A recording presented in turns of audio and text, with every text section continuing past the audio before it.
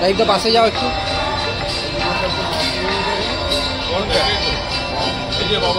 রাজীবদা এদিকে তাকিয়ে, রাজীবদা অনেকগুলো আছে, এক জায়গায় ঢুকতো না।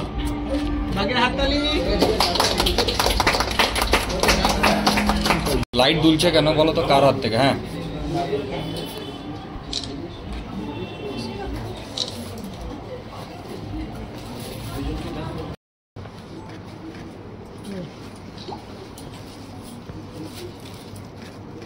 আনন্দিত।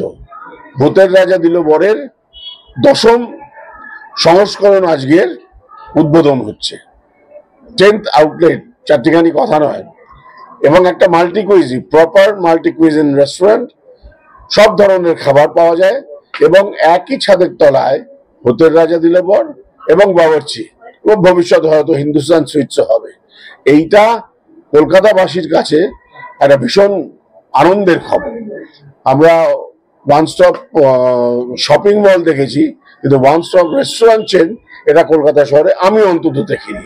আমি ভূতের রাজা দিল বরকে সমস্ত শুভেচ্ছা জানাই এবং কর্ণধার রাজীবকে জানাই আমার অন্তরের অভিনন্দন। ধন্যবাদ। যেমন চাইনিজ পাওয়া যায়, তন্দুর পাওয়া যায়, তোমার কোন কুইজিনটা পছন্দ? ওমা, আমি তো সব ভালোবাসি, আমি তো খাবার হলেই হলো। খুব খাই, ভীষণ খাই। কিন্তু ভূতের রাজা দিল বর সম্বন্ধে যেটা বলার, যে যেহেতু আমি এত খাই, এই গতকালও আমার শুটিং ছিল ওদের ওখানে, খেয়েছি, আমার কিন্তু কোনো কষ্ট হয়নি, কোনো অস্বস্তি হয়নি। তার মানে এরা খালি সুস্বাদু খাবারই বানায় না, স্বাস্থ্যকর খাবার বানায়, এটা খুব জরুরি। না, তুমি একটা আমায় বলো, তুমি তো আমাদের মোটামুটি হিন্দুস্তান সুইটস খেয়েছো, নানা রকম মিষ্টি খেয়েছো, ভূতের রাজা দিল বরে খেয়েছো, এখন হাতিবাগানে এই উত্তর কলকাতাতে প্রথম আমরা আসলাম, যেটা এখানে মাল্টি কুইজিন ছিল না, যেখানে বিরিয়ানি ছিল না, যেখানে চাইনিজ ছিল না, তন্দুর ছিল না, এখন এখানে নিয়ে আসলাম। তা তোমার কি মনে হয় যে উত্তর কলকাতাতে আমাদের কিরকম রেসপন্স পাবো এখানে? নিশ্চয়ই ভালো পাবো, কারণ আমরা জানি কলকাতাবাসী খাদ্যরসিক।